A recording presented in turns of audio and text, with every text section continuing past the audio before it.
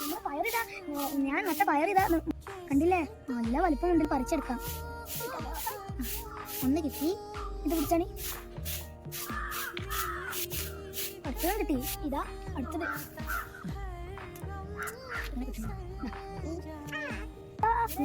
ഒരെണ്ണം കൂടി. ഇതാ കൂട്ടുകാരെ, ഇനിയും ഉണ്ട് 2 എണ്ണം. ഇതാ ചെറുതാണ്, അതുകൊണ്ട് ഞാൻ ഇന്ന് എടുക്കുന്നില്ല.